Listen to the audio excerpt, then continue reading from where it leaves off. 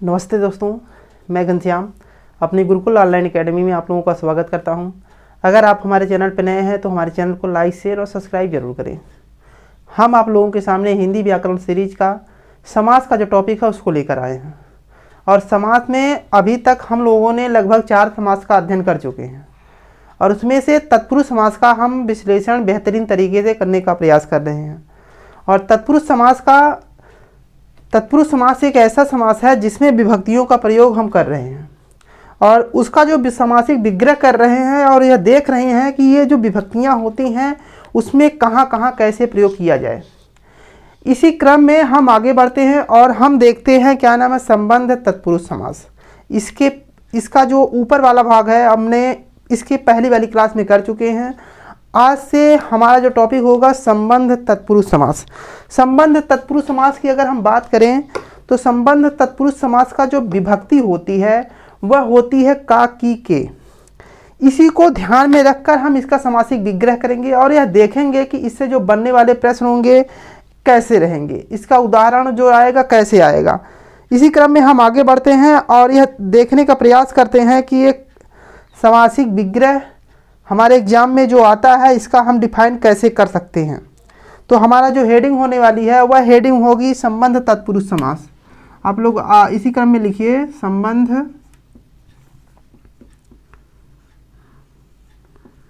तत्पुरुष समास। संबंध तत्पुरुष समास को समझने से पहले एक बात ध्यान रखिए, जब कहीं पर समासिक विग्रह कोई शब्द दिया हो, जब हम उसको संक्षेपण करते हैं तो जो संबंध तत्पुरुष समास में जो उसकी विभक्तियां होती है उसी का लोप कर देते हैं और लोप करने के बाद जो हमें शब्दों की प्राप्ति होती है वह संबंध तत्पुरुष समास कहलाता है। जैसे अगर हम बात करें, जैसे अगर कहें रघु का वंश, यहाँ पर देखा जाए संबंध जो तत्पुरुष समास में जो विभक्तियां होती हैं का, की, के, जो ये विभक्तियां हैं इसमें देखने को मिल रहा है ये वो कहाँ है, यहाँ पर है। जब हम इसका संक्षेपण करते हैं तो ये जो विभक्तियों का हम लोप कर देते हैं। लोप करने से हमें एक शब्द की प्राप्ति हो जाती है। वह शब्द की प्राप्ति होने के बाद कौन सी शब्द प्राप्ति होगी तो आप बताएंगे रघुवंश। रघुवंश, यह जो शब्द की प्राप्ति हमें हो रही है इसमें संबंध तत्पुरुष समास होगा। इसी को हम समझने का प्रयास करते हैं। पहले इसकी परिभाषा नोट कर लेते हैं, फिर उदाहरण के माध्यम से हम समझते हैं। लिखिए आप लोग,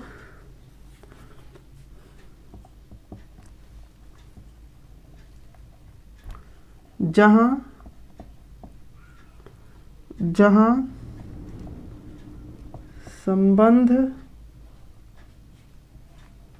संबंध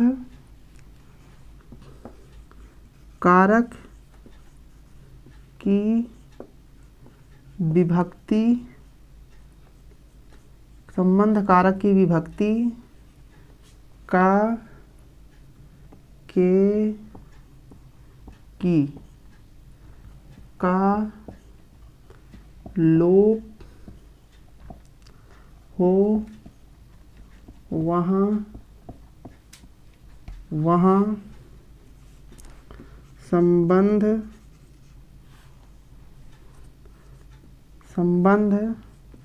तत्पुरुष समास होता है।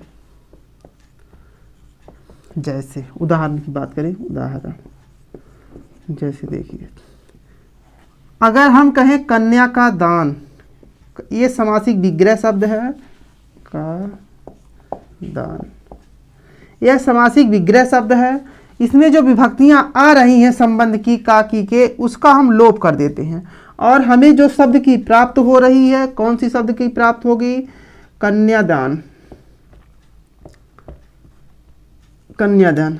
अब पूछेगा कन्यादान में तत्पुरुष समास का कौन सा भेद आएगा तो आप लोग बताएंगे संबंध तत्पुरुष समास होगा। ठीक है, फिर उसी क्रम में हम आगे बढ़ते हैं। जैसे कहें रघु का वंश, वंश, इसका जो समासिक या विग्रह शब्द है, इसका कौन सा शब्द बनेगा? तो हम विभक्तियों का लोप कर देते हैं और यह बनेगा रघुवंश। फिर आगे बढ़ते हैं। अब जैसे कहें राजा की सभा। अब देखिए यहाँ राजा की सभा, यहाँ भी संबंध प्रयोग करने के लिए किसका प्रयोग किया जा रहा है? की का, क्योंकि की का जो संबंध होता है संबंध से संबंधित होता है, इसीलिए की को हम लोप करते हैं। जो हमें शब्द की प्राप्ति हो रही है वह किसका उदाहरण होगा? तो आप बताएंगे संबंध तत्पुरुष समास का। तो हमें जो शब्द की प्राप्ति होगी वह होगी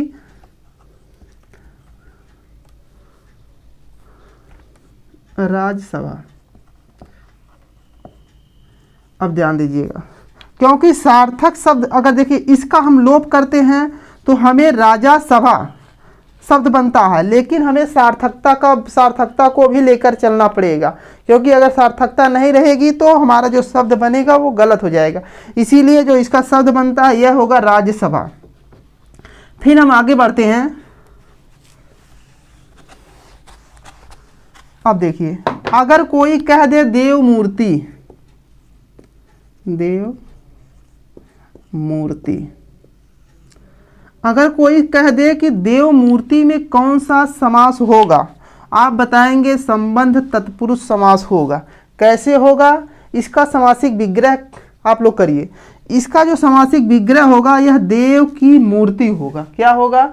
आप लोग बताएंगे देव की मूर्ति, देव की मूर्ति, क्योंकि यहाँ पर की का जो संबंध बोध करा रहा है, यहाँ से लोप होने के बाद यह देव मूर्ति शब्द हमें प्राप्त हुआ, इसीलिए देव मूर्ति में संबंध तत्पुरुष समास होगा।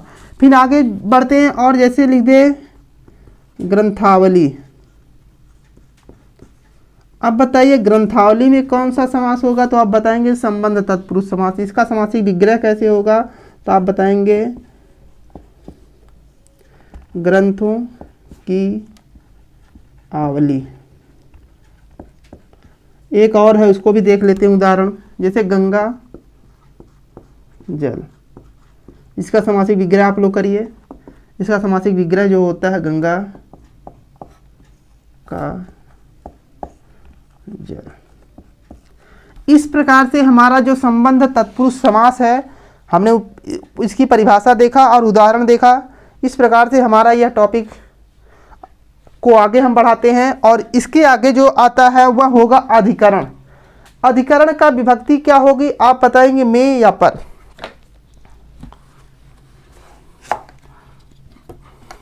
आप लोग इसको नोट कर लीजिएगा। अब हम देखते हैं आगे। देखिए जो अधिकरण की विभक्ति होती है में या पर, इसको समझने का प्रयास करिए। जब कोई वस्तु किसी के अंदर होती है तो वहां पर में का प्रयोग करते हैं। जब कोई वस्तु किसी के ऊपर होती है वहां पर का प्रयोग करते हैं। कुछ ऐसे शब्द हैं जो हम अपने दैनिक जीवन में प्रयोग करते हैं और वह जो सही होता है, लेकिन हमें व्याकरणिक जब हम ज्ञान लेते हैं थोड़ा सा कन्फ्यूजन हो जाता है। उसी कन्फ्यूजन को दूर करने के लिए हम समास का जो यह टॉपिक है इसको हमारे व्याकरणाचार्य ने हमारे सामने रखा कि हम इसको बेहतरीन तरीके से समझ लें। जो जो अधिकरण तत्पुरुष समास है उसमें में और पर का समासिक विग्रह करते समय उसको लाते हैं, लेकिन जब उसको जोड़ देते हैं, संक्षेपण करते हैं तो उसको लोप कर देते हैं। जैसे ही लोप करते हैं जो हमें शब्दों की प्राप्ति होती है उसमें अधिकरण तत्पुरुष समास होता है। अगर जैसे कहें घोड़े पर सवार। अब देखिए अगर यहाँ पर देखा जाए तो जो कोई व्यक्ति है वो घोड़े पर बैठा है, अब तो उसके अंदर तो बैठ नहीं सकता, इसीलिए उसके ऊपर बैठा है, यहाँ इसीलिए यहाँ पर आया ना कि में आया। और जब इसका हम लोप करते हैं, पर का लोप करेंगे तो हमें एक शब्द की प्राप्ति होगी। वह शब्द कौन होगा? तो आप बताएंगे एक शब्द की प्राप्ति होगी, वह होगा घुड़सवार। इस प्रकार अगर देखा जाए घुड़सवार में कौन सा समास होगा तो आप बताएंगे तत्पुरुष। तत्पुरुष समास के किसके अंतर्गत आएगा? तो आप बताएंगे अधिकरण तत्पुरुष समास के अंतर्गत आएगा। आप लोग आगे इसको नोट करिए। अधिकरण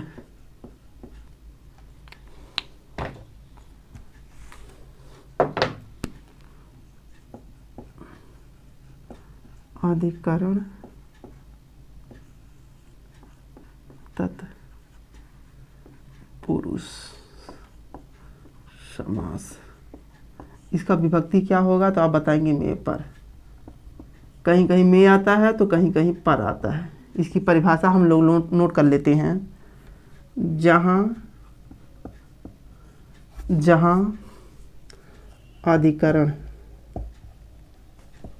जहाँ अधिकरण अधिकरण की विभक्ति, अधिकरण की विभक्ति कौन कौन सी है? तो आप बताएंगे में या पर। ठीक है, विभक्ति में पर का लोप हो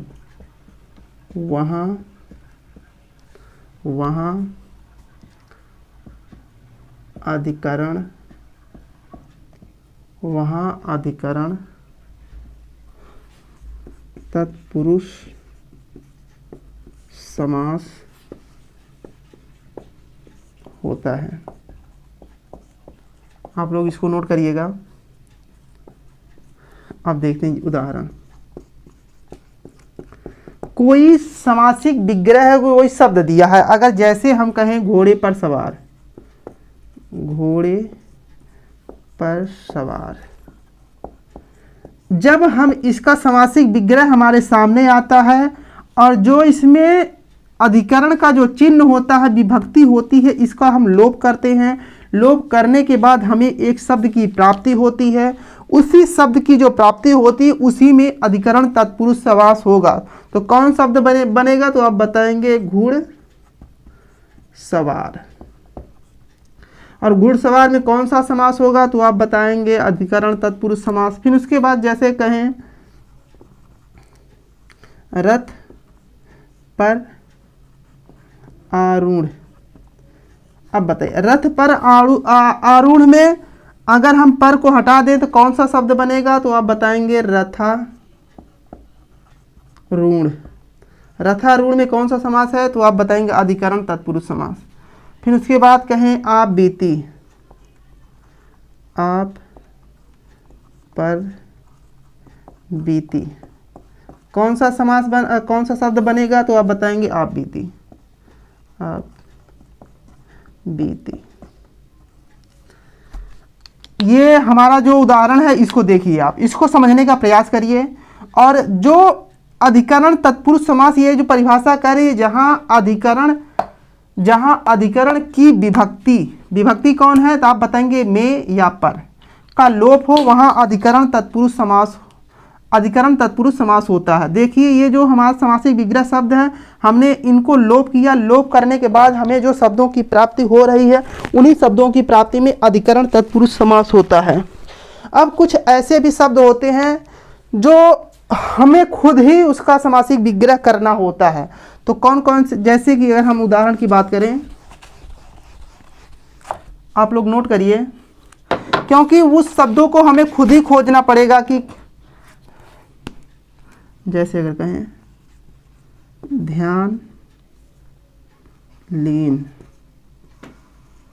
अब बताइए ध्यान लीन का जो समासिक विग्रह आप लोग करिए और बताइए कि यह कैसे अधिकरण तत्पुरुष समास का उदाहरण होगा। तो आप बताएंगे ध्यान में लीन। अब देखिए में आ गया और इसी का जब लोप करते हैं तो हमारा ध्यान लीन शब्द प्राप्त होता है। जैसे अगर हम बात करें रेल गाड़ी, अब देखिए रेल गाड़ी का जब हम इसका समासिक विग्रह करेंगे यह होगा रेल पर चलने वाली गाड़ी। आप लोग थोड़ा सा ध्यान रखिएगा, क्योंकि कभी कभी हमें सार्थक शब्द बनाने के साथ में विभक्तियों का लोप करने के साथ साथ कुछ और भी शब्दों का लोप करते हैं, तब जाके हमें सार्थक शब्द की प्राप्ति होती है। अगर मैं पूछूं आपसे, रेलगाड़ी किसे कहते हैं? रेल पटरी को कहते हैं, गाड़ी जो उस पर चलने वाली होती है, दोनों को मिलाकर रेलगाड़ी शब्द की बनता है। अगर हम आगे बढ़ें, अगर जैसे कविराज, कविराज का समासिक विग्रह करिए, तो आप लोग इसका विग्रह करेंगे कवियों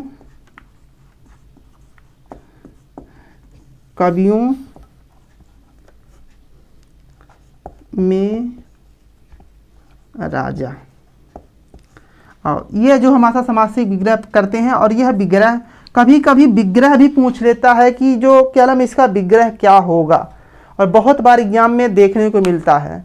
इसीलिए आप उदाहरण के साथ साथ समासिक विग्रह जरूर करते चलिएगा और समझने का प्रयास करिएगा कि कैसे यह अधिकरण में जा रहा है, संबंध में जा रहा है, कर्म में जा रहा है। ये सब ध्यान में रख के उसका समासिक विग्रह करिएगा, क्योंकि जो शब्द हैं वो हमारे दैनिक जीवन के इर्द गिर्द घूमते हैं।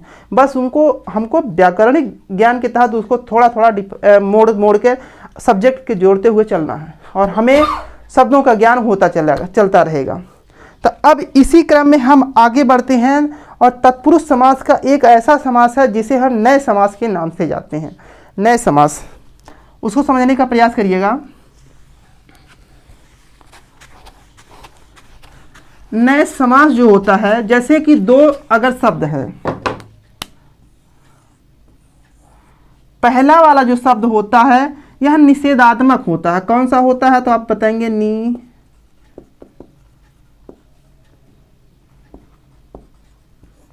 निषेधात्मक होता है।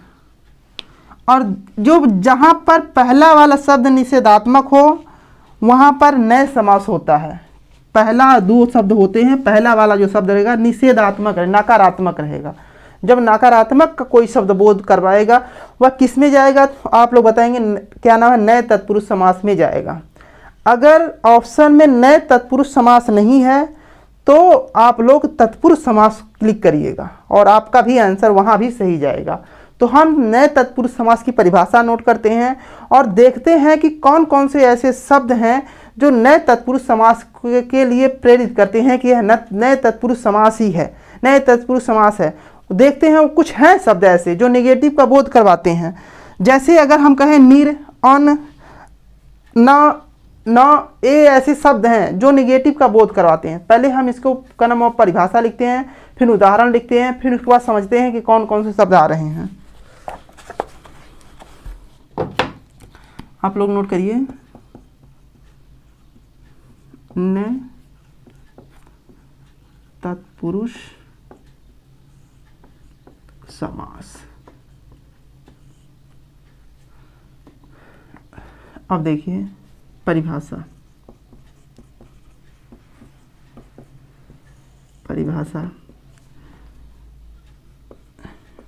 जिस समासिक पद का पूर्व, जिस समासिक पद का पूर्व पद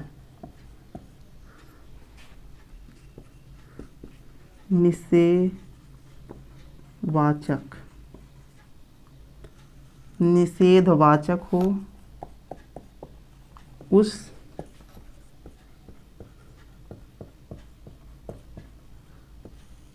उस समासिक पद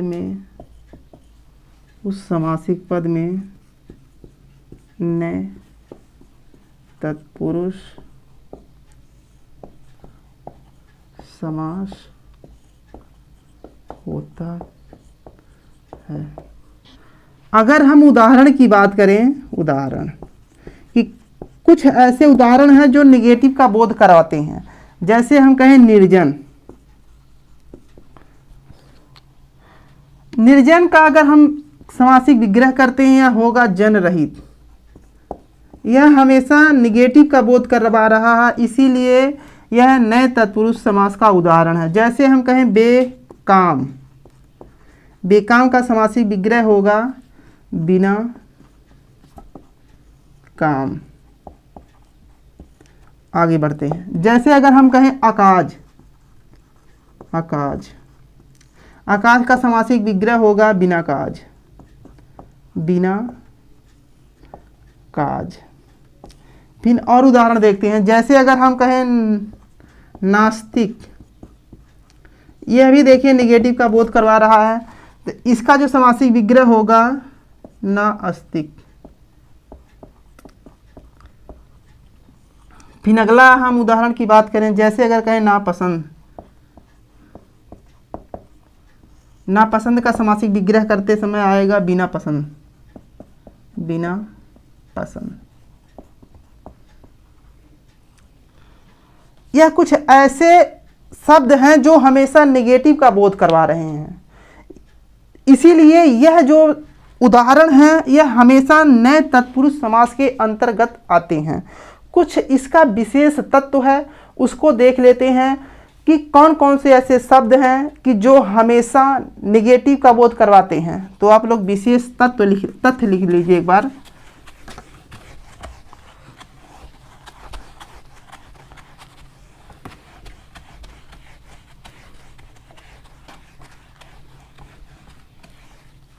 आप लोग नोट करिए, विशेष तथ्य। विशेष तथ्य कहता है कि जहां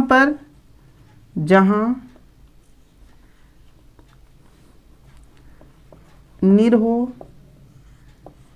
उसके बाद अन, ना,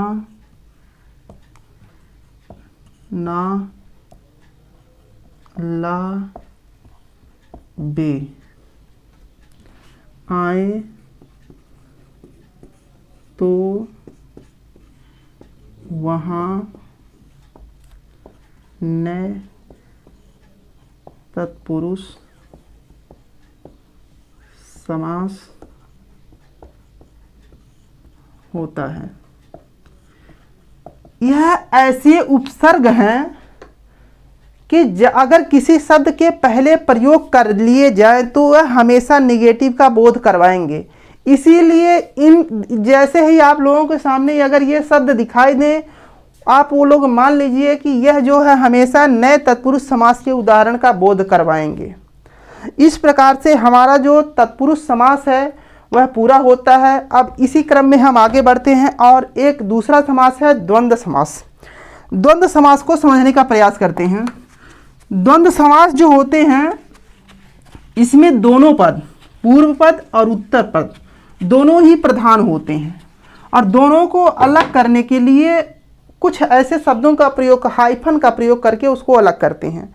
और जब उसका समासिक विग्रह करते हैं और वा तथा जैसे शब्दों का प्रयोग कर हम उसको अलग कर देते हैं। तो वहाँ जैसे अगर कहें माता पिता, माता पिता जब हम लिखते हैं तो एक हाइफन के माध्यम से उनको अलग करते हैं। जब उनको हम समासिक विग्रह करते हैं तो जैसे कहते हैं माता और पिता, यह जो दोनों शब्द होते हैं, पहला इसे पूर्व पद कहते हैं और इसे उत्तर पद कहते हैं। ये दोनों ही पद प्रधान होते हैं और बीच में हाइफन का प्रयोग किया जाता है। कहीं कहीं नहीं भी किया जाता है, लेकिन जब उसका हम समासिक विग्रह करेंगे तो वहाँ पर स्पष्ट हो जाएगा कि यह दोनों ही शब्द प्रधान हैं। इसीलिए जो वहाँ पर द्वंद्व समास की स्थिति पैदा होती है। तो आप लोग नोट करिए द्वंद्व समास।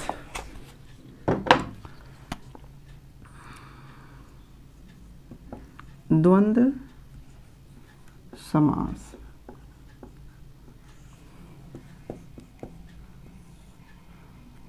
द्वंद्व समास की जो परिभाषा होती है उसको अभी आप लोग नोट कर लीजिए। परिभाषा वह समास जिसका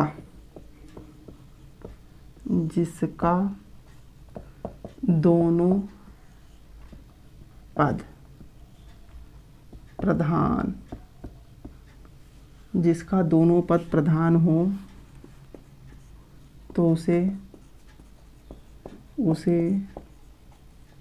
द्वंद्व समास कहते हैं। उदाहरण के माध्यम से अब समझने का प्रयास करते हैं। जैसे कहें राधा कृष्ण, जब इसका हम यहाँ देखिए कोष्टक में आप लोग नोट कर लीजिए, यहाँ ये जो देखो राधा और कृष्ण है, यह पूर्व पद और यह उत्तर पद, दोनों ही पद प्रधान है, बीच में हाइफन का प्रयोग किया गया है और इसीलिए यहाँ पर कौन सा समास होगा, तो आप बताएंगे द्वंद्व समास होगा। तो आगे हम लिखते हैं, यहाँ राधा भी और कृष्ण भी महान हैं और दोनों प्रधान हैं। ठीक है, यहाँ पर जो उदाहरण है इसमें दोनों ही पद प्रधान है, इसीलिए यहाँ पर द्वंद्व समास होगा। अगर हम द्वंद्व समास की भेद की बात करें तो जो उदाहरण होते हैं उन्हीं के आधार पर हम इनका 3 भेद का अध्ययन करते हैं। अगर हम पहले भेद की बात करें वह होगा इतरेत्तर द्वंद्व। कौन सा होगा, तो आप लोग बताएंगे इतरेत्तर द्वंद्व। और दूसरा होगा वैकल्पिक द्वंद्व, जिसे हम एक शेष द्वंद्व के नाम से भी जानते हैं। अगर हम तीसरे की बात करें वह होगा समाहार द्वंद्व। हम इसी का अध्ययन डीपली करेंगे। पहले हम इसका भेद पढ़ लेते हैं, फिर एक एक का अध्ययन करते हैं।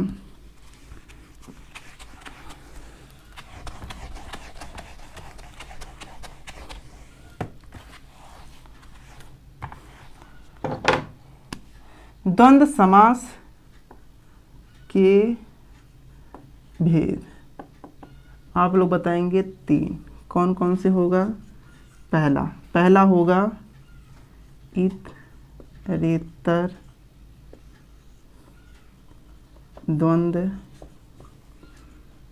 समास। दूसरा होता है वैकल्पिक द्वंद्व समास। इसका दूसरा भी एक नाम है एक शेष द्वंद्व समास। फिर इसी बात तीसरा है समाहार द्वंद्व समास। यह जो समास के द्वंद्व समास के जो उदाहरण हैं उन्हीं उदाहरणों के आधार पर इसका हम अध्ययन करते हैं और अध्ययन करने के बाद हमें समझ में आता है कि ये जो द्वंद्व समास हैं यह 3 प्रकार से अलग हो रहे हैं। उन्हीं को अलग देखते हुए कुछ आचार्य जो व्याकरणाचार्य थे उन्होंने इस समास को 3 भागों में डिवाइड किया। 3 भागों में इसका अध्ययन किया जाए। पहला इतरेत्तर द्वंद्व। इतरेत्तर द्वंद्व को उन्होंने बताया कि कैसे क्या होता है। उसके बाद वैकल्पिक द्वंद्व, उसके बाद समाहार द्वंद्व,